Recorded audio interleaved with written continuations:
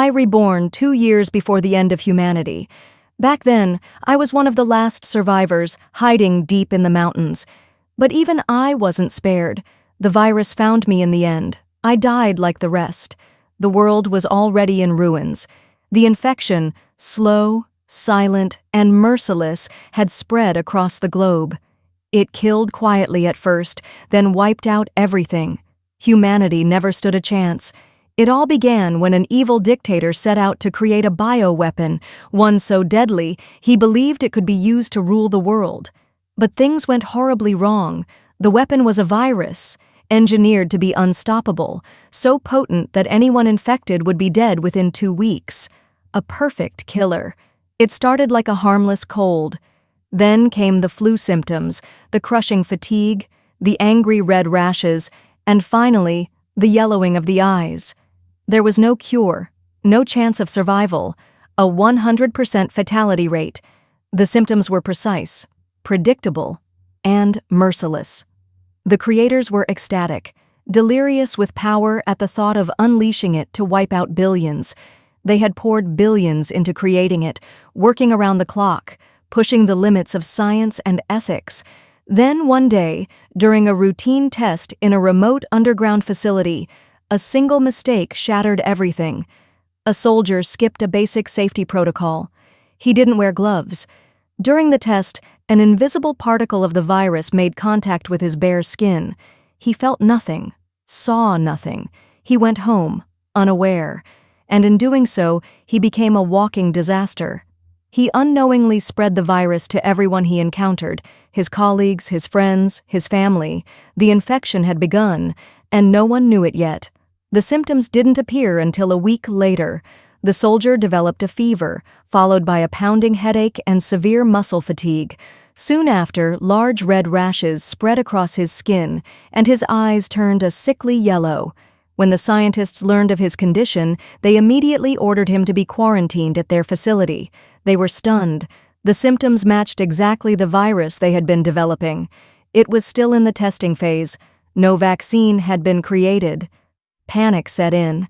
They swiftly ordered everyone who had come into contact with the soldier, now officially labeled Patient Zero, to be quarantined as well. They knew it was already too late. Too many were already infected. Containment was no longer an option. An urgent emergency meeting was called, alarms echoing through every level of command. Panic spread among the higher-ups as the reality sank in. Their own deadly weapon had been unleashed right in their own country. There was only one solution left: evacuate. Retreat into the hidden underground bases before the infection reached them too. The bosses all retreated to underground safety bunkers. Key personnel were hidden in secret facilities, each capable of sustaining 100 people for up to 2 years. Only the leader, top military officials, their families, and a select group of scientists and essential heads with their assistants were secured. The ultra-rich, those with influence over the leader, had their own private bunkers. They all disappeared, like cowards, watching from the shadows as their people died. Then people in other countries began to fall. Not a single warning was given, not a single chance to prepare. I woke up. I jolted upright in bed. What is this? Didn't I die? The last thing I remembered was the feeling of suffocating, my lungs burning, and then everything went black. I looked around, heart pounding. This was my old bedroom, same furniture, same curtains, same scent in the air. Confused, I sat there, frozen, my mind racing. Then, all at once, memories came flooding back. A tidal wave of images, sounds, emotions. My head throbbed with a sharp, stabbing pain, like needles piercing from every angle. I clutched my temples, gritting my teeth, and just like that, the pain vanished. I grabbed my phone. May 26th, 2055. Damn. 2 years. Years before the virus arrived. That's when it hit me. I was reborn. Back to when the world was still healthy, still full of life. Back to before everything fell apart. Tears welled up and spilled down my cheeks. Why was I brought back? To suffer again? Despair crept in, slow and heavy. I didn't want to relive the horrors. To watch my family die again. To see Sam's lifeless eyes one more time. Why? Why am I back? I cried until my eyes were red and swollen, my chest hollow. Eventually, I dragged myself to the kitchen and drank a glass of cold water. It tasted too real, too normal. I leaned against the counter, staring at nothing. Why me?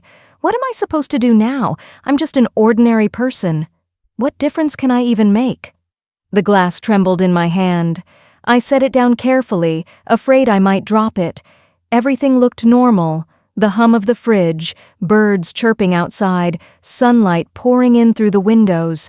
But I wasn't normal. Not anymore.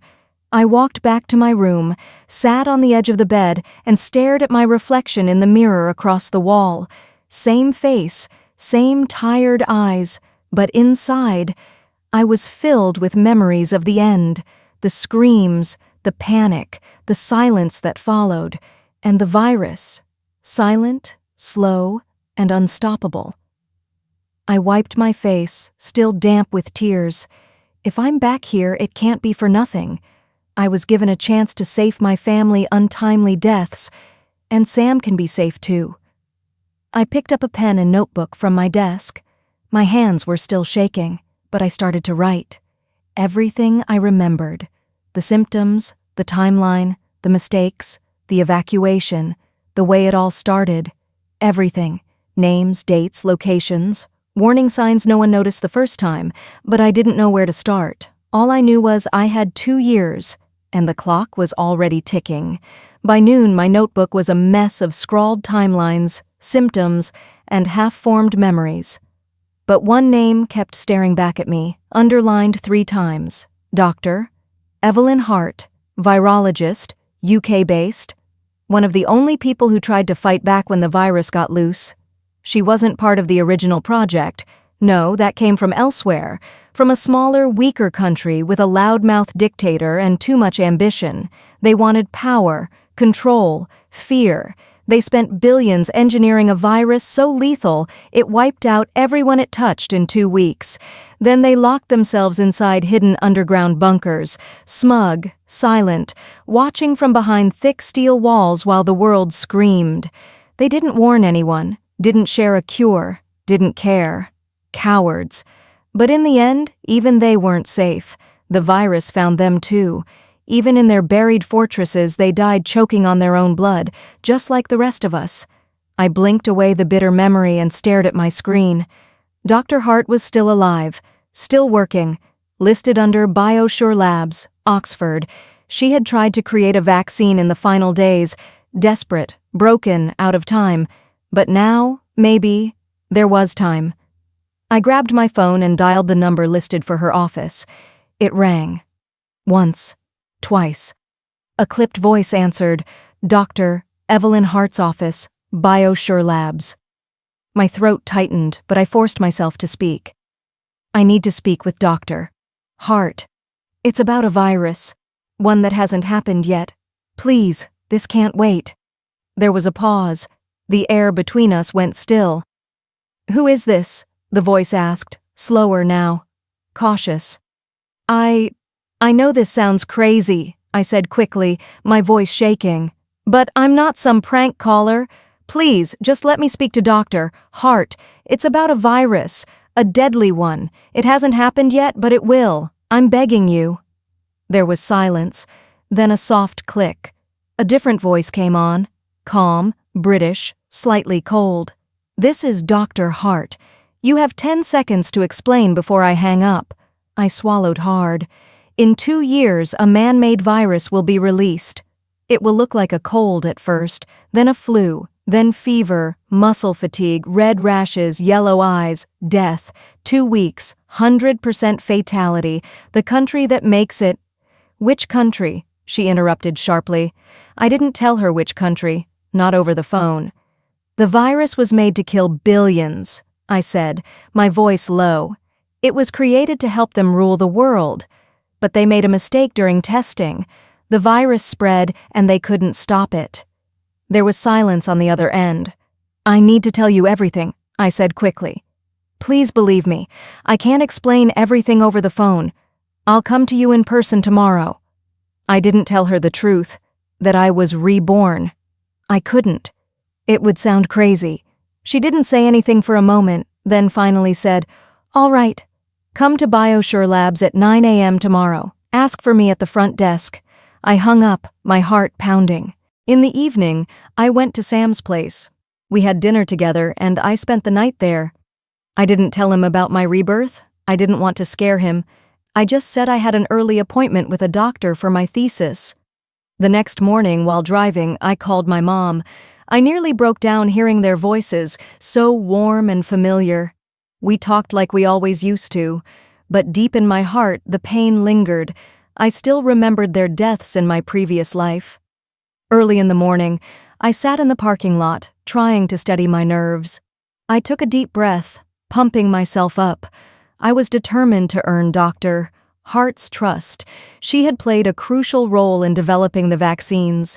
She had the knowledge, the connections, the resources. I just hoped she'd believe me. When I walked into the reception, I asked to see Dr. Hart. The woman at the desk checked her screen, saw my name on the visitor list, and handed me a pass. She pointed toward the elevator. "Wait in the lobby on the 6th floor," she said. I nodded, my stomach tight with nerves, and stepped into the elevator. I reached the 6th floor, sat on the sofa, waiting, eager, anxious. My heart was pounding. I was so nervous, scared. What if she doesn't believe me? What then? Soon, Dr. Hart walked in and stood in front of me. She looked stern and unreadable. "Ms. Alyssa?" I stood up quickly. "Yes," I said, almost too eagerly, then looked down, shyly avoiding her eyes. She gave me a once-over, then gestured for me to follow her. Without a word, I trailed her into a private room, just the two of us. As we settled in, I stole a glance at her. She looked dignified, professional, and yet, there was something gentle in the way she moved. A quiet kind of care.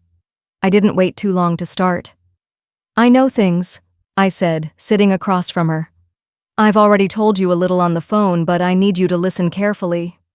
She didn't speak, just listened. "There's a virus," I said, my voice steady despite the storm in my chest. "It's still in the early stages, but once it spreads, it will kill billions. It will wipe out the entire world if we don't act now." Dr. Hart's expression didn't change. I leaned forward. "Infected people will show symptoms within days. High fever, extreme fatigue, skin rashes, and yellowing of the eyes.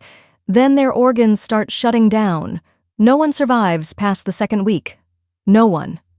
I paused, letting the words hang in the air, hoping they carried the weight they deserved. Still, she remained silent, her eyes fixed on me, unreadable.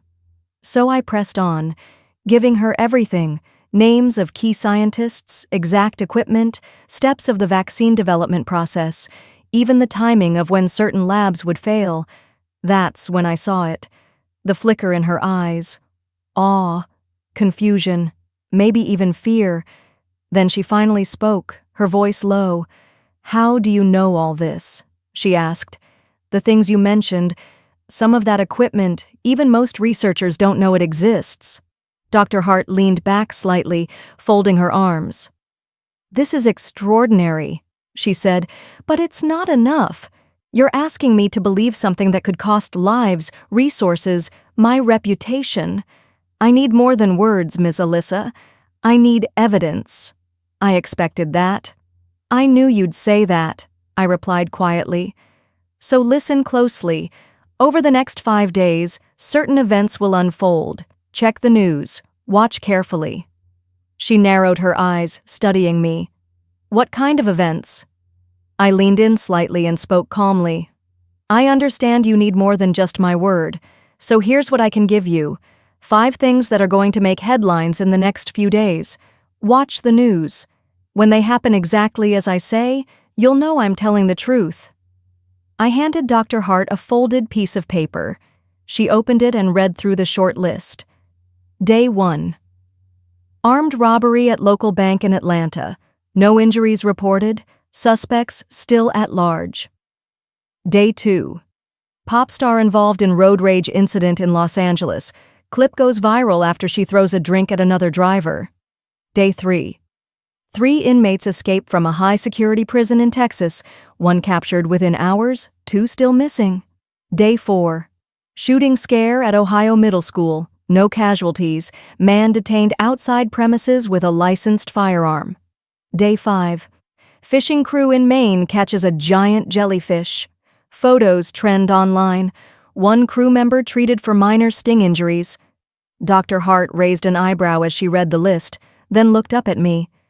These all sound random, like everyday news. I nodded.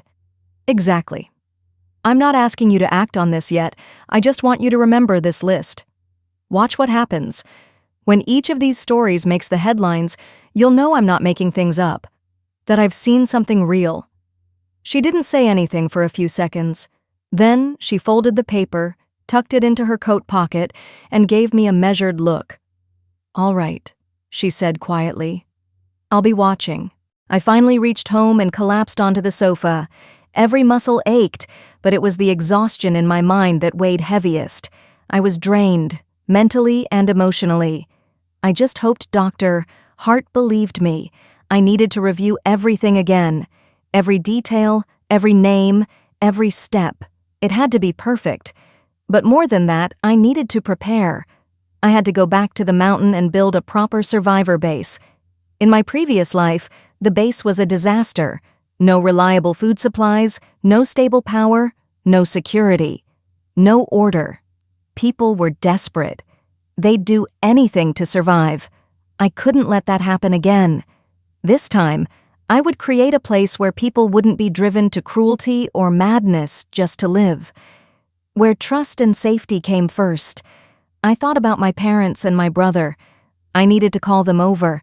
I needed to explain everything, to make them understand and ask for their help. But not yet. For now, I wanted to call them simply to enjoy life a little, to share a moment of normalcy before everything changed. I took a deep breath and dialed my parents' number. The phone rang twice before my mother's warm voice answered. "Hello, sweetheart, is that you?" "Hi, Mom," I said, trying to keep my voice steady. I wanted to invite you and Dad over, just for a little while. No special reason." There was a pause, then Mom laughed softly. "We'd love that. When should we come?" "Tonight. We can have a barbecue on the patio. It's been a while since we all spent time together." She smiled through the phone. "Sounds perfect." I hung up and immediately called my brother. He was surprised but agreed without hesitation. By early evening, they arrived at my place carrying bags of food and drinks.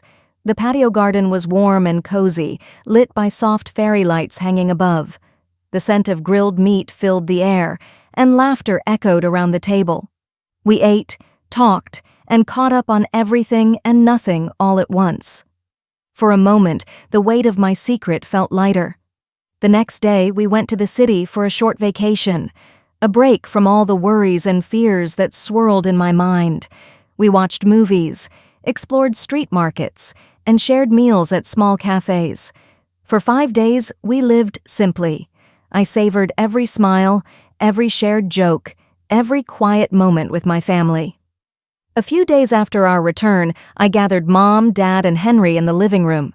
The soft glow from the TV screen illuminated the room, but the screen was off. I stood in front of them, heart pounding.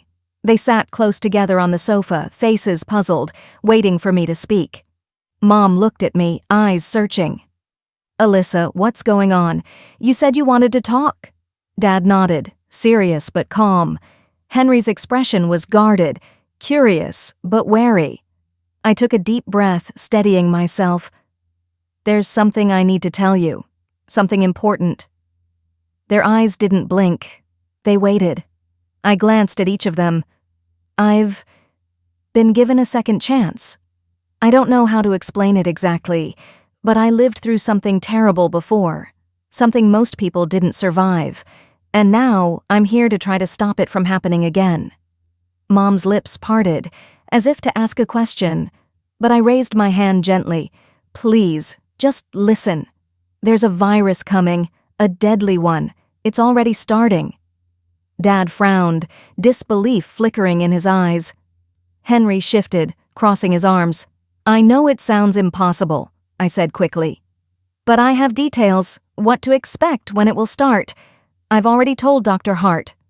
Their confusion deepened, but I could see the flicker of concern beneath.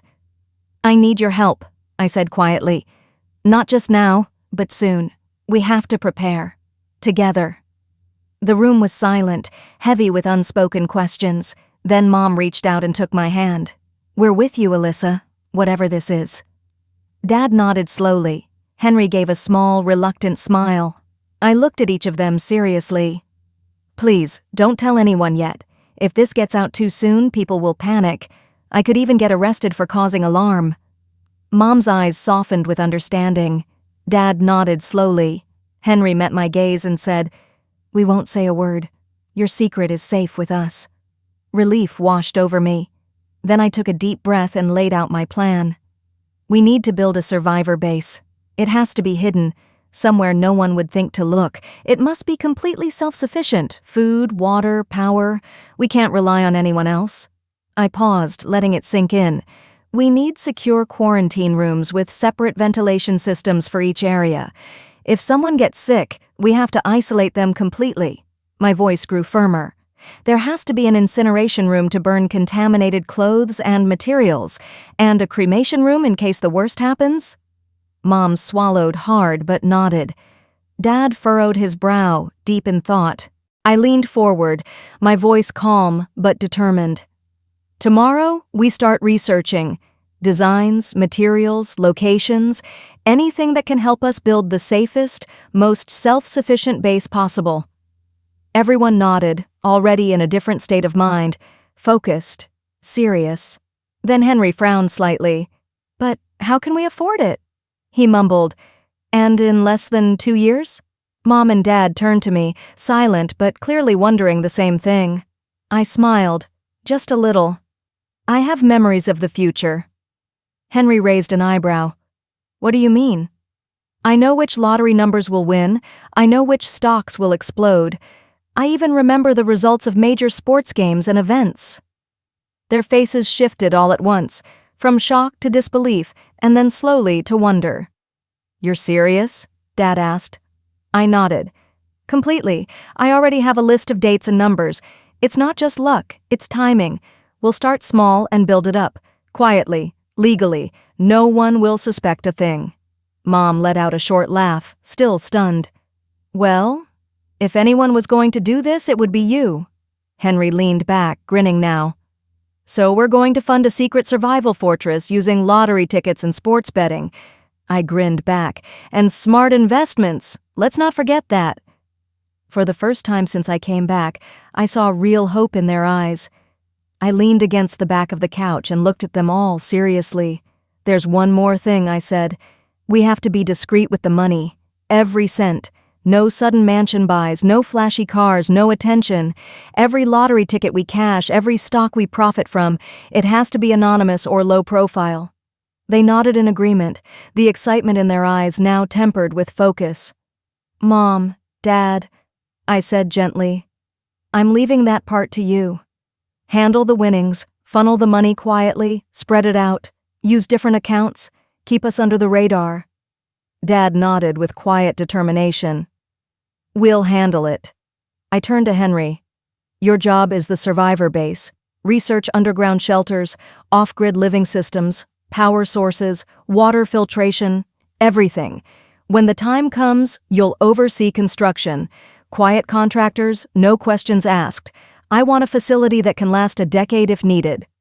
Henry let out a slow breath, then nodded. All right, I'll start tonight.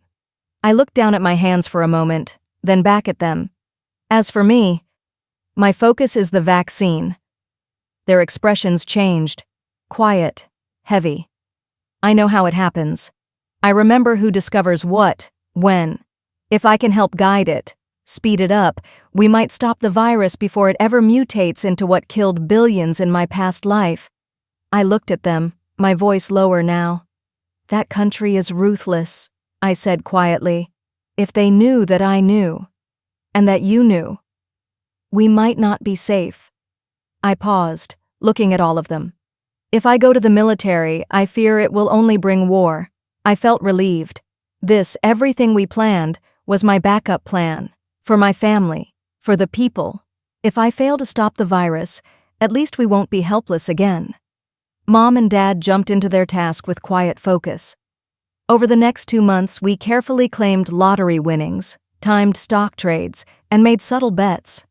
No one suspected anything. In just 8 weeks, we managed to secure $50 million, clean, legal, and under the radar. Henry worked like a machine. He spent nights researching off-grid systems, defense layouts, medical isolation designs. 2 months in, he showed me a full proposal, blueprints, resource lists, even contingency plans. Now he was scouting for a proper location, somewhere remote, safe, and livable. Then I got the call from Dr. Hart. Her voice was calm, but something in her tone felt different. "Alyssa," she said, "can you come in today?" When I arrived at her office, she was already waiting. Her eyes scanned me like she was trying to read a page from a holy book. She didn't say anything at first, just stared. There was something eerie in her gaze, not fear, not doubt, something else. Like I was a prophet. I sat down in Dr. Hart's office. My explanations earlier hadn't sounded very scientific. I knew that. I was trying to remember details, facts, procedures, but it was messy, scattered. So I took a breath and said quietly, "I have something to tell you, something I couldn't say before." She looked at me, calm, waiting. "I'm not a genius," I said, "and I'm not a prophet either." I paused, locking eyes with her. "I'm a reborn person." Her expression didn't change much, but I saw the slight furrow in her brow.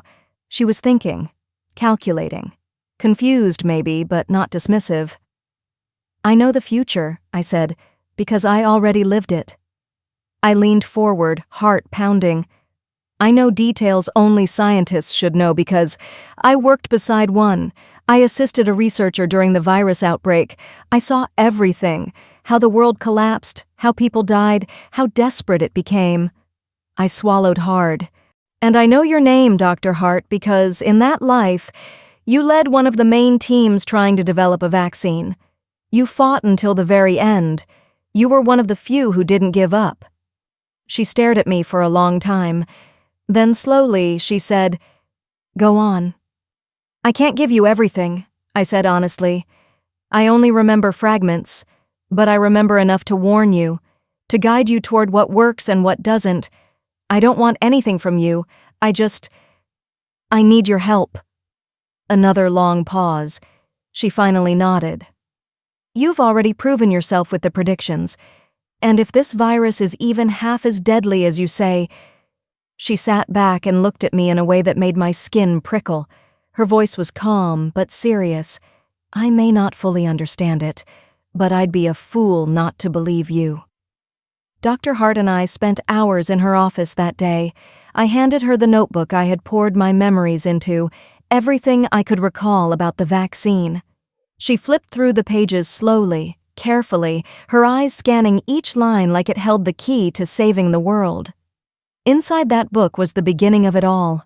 Where the first infected appeared, in the UK, the first hospital, the early symptoms, the chaos that followed.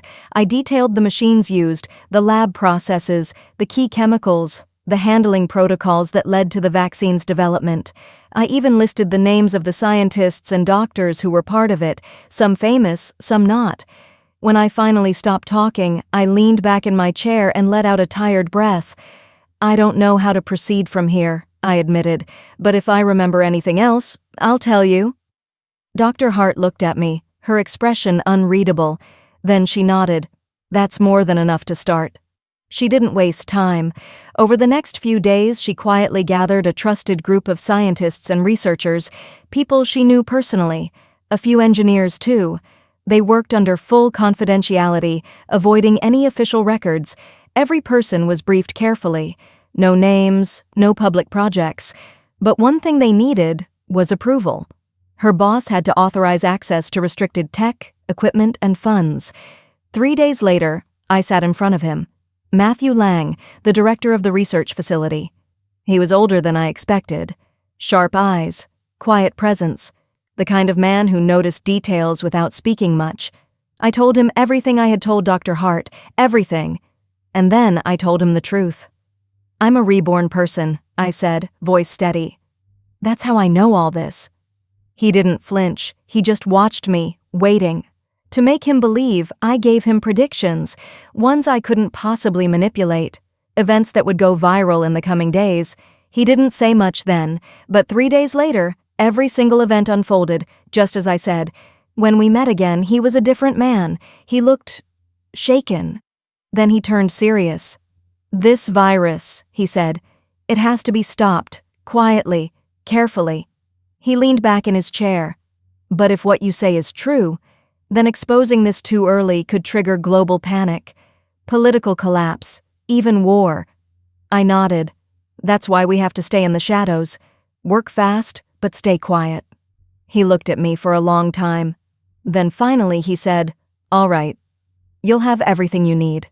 Dr. Lang leaned forward, his fingers laced together. "We need a sample," he said firmly. "If we're going to build this vaccine from scratch, we need to study the virus, its structure, its behavior. We can't create anything without it." I nodded slowly, my heart heavy. I remember something. Someone. His eyes met mine, sharp and focused. "There was a scientist," I said quietly. "A rogue one. In my previous life, he tried to expose the truth, tried to leak information about the virus before it spread." I took a shaky breath, remembering his fate. He died, drowned while fleeing from the coast. He didn't have a boat, just desperation. He swam for miles. His body washed up hours later. People thought he was crazy, but he had a sample with him. In his pocket. Dr. Lang sat up straighter, but by the time they found it, it was no longer viable. The vial broke from water damage. I looked him dead in the eye. "This happens 5 days from now. I know the exact date, the time, the location." He was quiet for a moment, then gave a sharp nod. "We'll move before that happens." "But it's a risk," I warned him. "A huge one. We can't alert anyone. If the media catches wind of it, or worse, the wrong government agency, this whole operation will be over. It could even trigger the outbreak earlier." Dr. Lang's expression turned grave. "I know someone. Trusted, ex-military, special forces. They've handled silent ops like this before." He stood, adjusting his coat. "Don't worry, Alyssa. We'll secure him. Alive, if possible." I gave him a tired smile. "Good luck." Then I turned to Dr. Hart, who had been silent the whole time, watching. "I'll only call if I remember anything more," I said to both of them. I could feel their weight now, the pressure, the responsibility. I didn't want to drag them into this, but I was glad they were here. I stepped back, hesitated. "Thank you," I said quietly. "I mean it, and I wish you both success." Dr. Hart nodded, her hand resting on the notebook I gave her. Dr. Lang gave me one last look. "Let's save the world quietly, Miss Alyssa." And I walked out of the lab into the afternoon sun with a strange calm inside me. I went home, exhausted but relieved. The moment I stepped inside, I felt it. The quiet hum of progress. Everything was almost done. My parents had outdone themselves. With careful planning and anonymous claims, they'd secured enough money to fund 3 full-sized survivor bases, each one hidden deep in remote locations. My father was smart about it. He chose spots surrounded by nature, near waterfalls where water supply was secure, with natural terrain to shield and hide them from any outsiders. One in the northern forest, one tucked behind cliffs near a canyon, and another close to a mist-covered valley, all quiet, all off-grid. And then there was the small, private base, reserved only for my family, and Sam's, tucked into a forest ridge with its own spring, away from the world, a quiet haven if the worst were to come. Henry was constantly moving, talking with builders, engineers, and security experts. My mom handled supply lists like a pro, already working on long-term food storage and solar-powered systems. We were building a future I never got the chance to see before. 5 days passed. Then, Dr. Hart called. I stepped out onto the back patio and answered. Her voice came through, calm but edged with excitement. Alyssa, it's done. I froze. You got him? Yes. The rogue scientist. Alive. The team found him right before he tried to swim out. He had the sample, sealed and protected, still viable. My breath caught. That's not all, she continued. He's agreed to help. He thought he was going to die trying to warn the world, but now, with us, he finally sees a chance to do it right. I sat down slowly, my hand shaking just a little. He's already talking, Dr. Hart said. We're getting everything. Notes, early virus models, even fragments of research he stole when he fled. For a long moment, I just sat there, eyes closed, breathing in the sunset air. Thank you, I whispered. No, Alyssa, Dr. Hart said. Thank you. This might be the edge we needed. I ended the call, staring at the garden in front of me. My family was setting up chairs for dinner. Sam would arrive soon. The world didn't know it yet, but today we gained our first real chance to stop the end. And this time, we were ahead. That evening, Sam arrived just before dinner. He walked in with his usual soft smile, carrying a bottle of wine and a box of dessert like always. My mom greeted him like a son, and my dad clapped his back as they all laughed about something I didn't catch. But I just stood there for a moment, watching him. So much had changed, so much he didn't know. He came over and kissed my forehead. You okay? You look tired. I nodded. Yeah, just a long day. We had dinner outside on the patio garden. The air was warm, the lights were soft, and the smell of grilled food hung in the air. It felt normal, like the world wasn't ticking toward disaster. Sam sat next to me, cracking jokes with Henry and helping my mom serve plates. For a moment, I wanted to freeze time, just to hold on to this piece a little longer. Later, as the others cleaned up, I pulled him aside to the far end of the garden where the trees grew thicker. Sam, I said, quiet. He turned, sensing my seriousness. What is it? I looked at him, my heart pounding. I need to tell you something, but you can't interrupt. You can't laugh, and you can't tell anyone, not even your family, not yet. His smile faded slowly. Okay, I promise. So I told him. Not everything, just enough. I told him that something bad was coming, that I had memories of another life, that I was working with scientists now to stop a deadly virus before it began. I told him I wasn't crazy, that I had proof. I told him we were building a base, and that he and his family would be safe. He didn't speak for a long time. His expression was unreadable. I could see his mind racing, trying to fit my words into something that made sense. Finally, he said, "You're serious?" "Yes." He let out a slow breath, rubbing the back of his neck. "This is insane, but you don't lie. You never have." "I'm not asking you to believe everything right now," I whispered. "Just trust me. Stay close. Be ready." He nodded. "If you're in this, I'm in." My chest tightened with relief. "Thank you," I said. He reached for my hand. "Whatever this is, we face it together." 1 month later, Sam's family came to know everything. We gathered in the garden patio, my family and his, under the warm glow of string lights. I explained everything calmly. Sam supported me, and to my relief, his parents didn't panic. They were kind, gentle people.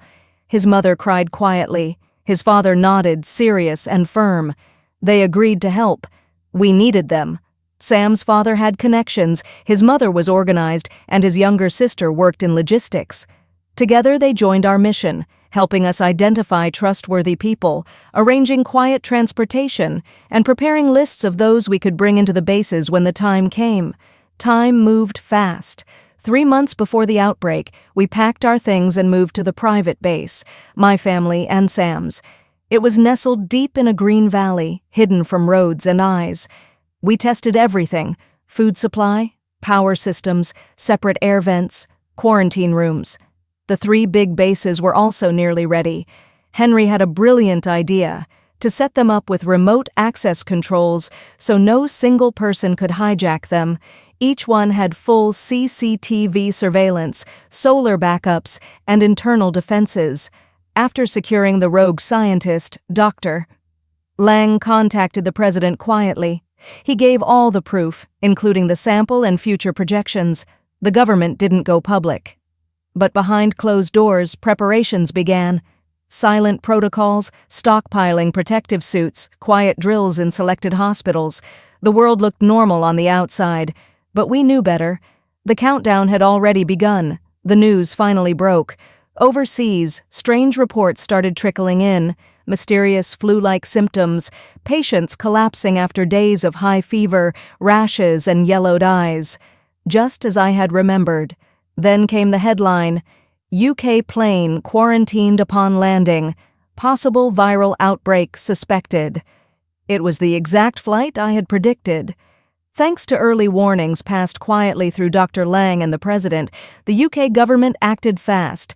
The entire plane was quarantined before passengers even stepped off. Ports were closed, incoming flights and boats were halted. Every move was precise. But even with their speed, the virus still slipped through. A few infected passengers had already transferred to smaller connecting flights before the alert went out. The virus entered UK soil. This time, though, the spread was slower. The government had strict quarantine protocols, pop-up testing sites, and emergency hospitals ready. People were informed, calmly but firmly. Panic didn't rule. Most listened, but not all. The infected were the hard-headed ones, those who mocked the warnings, who refused to isolate, who believed it was just another flu. Some just didn't care. Yet this time, the damage was contained.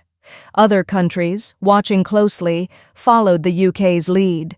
Some had already received silent instructions through global health channels. Guidelines born from the memories in my head now passed through Dr. Hart's and Dr. Lang's team. Borders tightened, precautionary lockdowns began. This wasn't like my previous life, where denial and chaos made the virus unstoppable. As news spread and tension quietly rose across the world, Sam's family began their task, calling in the selected survivors we had carefully listed over the past months. People we trusted, people who could help rebuild. They were brought in small groups, discreetly, following a tight schedule to avoid attention. Every arrival followed strict protocol.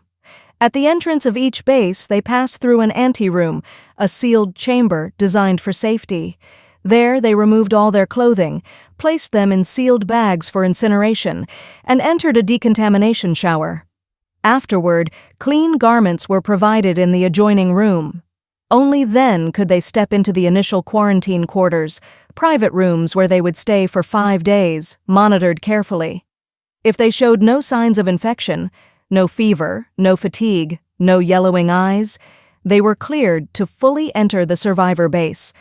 Every step was smooth, efficient, and discreet. No one was allowed to skip a step. Sam's family managed the scheduling, spaced out arrivals, organized transport, kept detailed logs. The system worked, and slowly, quietly, the bases began to fill with people who had no idea how close the world was to falling apart or how lucky they were to be inside. They were all given IDs. They've also been assigned tasks, such as helping with farming and tending to livestock like chickens, pigs, and cows. Children are scheduled to go to room 1 to watch movies and play. A hired security team has been brought in to maintain order. I just hope all of this will be enough to stop people from killing each other, at least long enough for the virus to disappear and it to be safe to go outside again. I still receive radio calls from Dr. Hard from time to time. Her voice, though often distorted by static, is one of the few familiar ones left. She gives me updates on the vaccine progress, slow, uncertain, but hopeful. She always asks how we're holding up. Then another 6 months passed. The next call from Dr. Hart sent a shiver down my spine before she even spoke. I could hear it in her voice. She sounded shaken, almost hollow. They had received intel. The country that created the virus had fallen. Completely. No survivors, not even among the leadership. The very people who unleashed this nightmare in hopes of destroying their enemies had been consumed by their own creation. Just like I remembered. I knew this. In my previous life, I had heard about it, a failed superweapon turned inward, a virus designed to wipe out the rest of the world, only to end up devouring its makers. I always wondered back then if it was karma or just foolish arrogance. Now I know. It doesn't matter. The result is the same. They fell, and the world fell with them. Too many died. Even with the advanced warnings from my previous life, I couldn't save everyone. The virus moved too fast, and some people simply didn't listen until it was already too late. Now I live quietly and safely with my family, and with Sam's family too. Each of us has a role. No one is idle. We take care of our farm, feed the chickens, and tend to the animals. Life is simple, but it's steady. We have movie nights and tell stories around the fire. We've grown closer. Our two families have bonded in a way I never expected. Later, Sam proposed to me. It wasn't a big moment, just the two of us sitting quietly, watching the sunset. He looked at me and asked, "Will you marry me?" I said yes, of course. We'll have a small family gathering for the wedding, right here inside our base. No fancy decorations, no music, just us, clean clothes, and maybe some flowers from the garden. We'll say our vows in the garden. It's not the wedding I once dreamed of, but it's real. And it's with the man I loved. Soon the vaccines were made. After everything, there was finally hope. People could safely step outside their homes again. One by one, those in the survival base were vaccinated. There were tears, hugs, and long silences, everyone overwhelmed by the simple joy of breathing fresh air without fear. Once it was confirmed safe, people were allowed to return to their homes. The gratitude was overwhelming. So many came to us, thanking us for sheltering them, for keeping things running when the world had fallen apart. They didn't just say thank you, they offered their support, their skills, their hearts. They wanted to pay it forward, to give back the kindness they had received during the darkest times. My whole family, and Sam's too, returned to our homes. It felt strange at first, familiar, yet distant. The streets were quieter, some homes empty, but there was life again. Slowly, we settled back in. Later, we returned to the base to clean it up. It had served us well. Every corner held memories of survival, of laughter, of struggle. After everything was cleared, we closed it for good. Not long after, the government reached out. They asked to buy the base from us. They wanted to use the facility in case of future emergencies. We agreed, and we sold it to them at a much lower price than it was worth. It was never about profit. With the money, we decided to do something that truly mattered. We built a shelter for the poor, something stable, something lasting. We gave them food, a safe place to stay, and most importantly, purpose. We taught them how to farm, how to raise livestock, how to live off the land with dignity. We also used part of the funds to support children's education, books, school supplies, even scholarships for those who had no one else. The government was exhausted, physically, mentally, emotionally, but they were thankful. They never said it publicly, but I knew my tip-off had made a difference. Without it, things would have been much worse. Because of the warning I gave them early on, they were able to act faster, to quietly gather the right people, and to protect those who were key in developing the vaccine. They managed to contain the virus, just barely. Still, the cost was devastating. So many lives lost. So much of the world changed forever. They couldn't complain, though. They couldn't accuse the country responsible for unleashing the virus. There was no one left to blame. That nation was already gone, wiped out by the very weapon they created, a cruel twist of fate, a self-inflicted end. After the fall, the World Health Organization took over what remained of that country. They moved in carefully, documenting everything. They gathered all the surviving research, samples, and files connected to the virus. Every last scrap of data, every notebook, every hard drive. Then they destroyed it all. They filed what needed to be recorded for the sake of history, and they burned everything else. Every trace of the virus, its formulas, its blueprints, its codes, was turned to ash. No one wanted this nightmare to happen again. It was a quiet decision, but a necessary one. A message to the world. This must never be repeated. And somehow, after all the horror, it felt like the world was beginning to breathe again. Sam and I had a baby girl.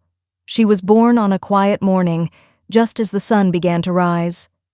Sam held her in his arms with tears in his eyes, whispering promises he didn't say out loud to anyone else. I remember thinking how small she looked, fragile, peaceful, unaware of the world we had crawled out of to bring her here. We named her Hope, because that's what she was. That's what she gave us. After everything, the loss, the fear, the struggle, she reminded us that life could still begin again, that love could still grow in the ashes. Our little family settled into a rhythm. We farmed, we taught, we played. Some nights we'd still gather around a screen and watch old movies, just like we used to back in the base. The children, our daughter among them, would laugh, ask questions, and fall asleep in our arms. Safe, warm, loved. Sam would sometimes look at me and say, "We made it," and I would smile, because we did. We survived the end of the world, and then we built a new one, not perfect, not easy, but ours. And that's how our story ends, not with fear or death or war, but with a child's laughter and peace, the end. Thank you for watching. Please like and subscribe for more stories like this.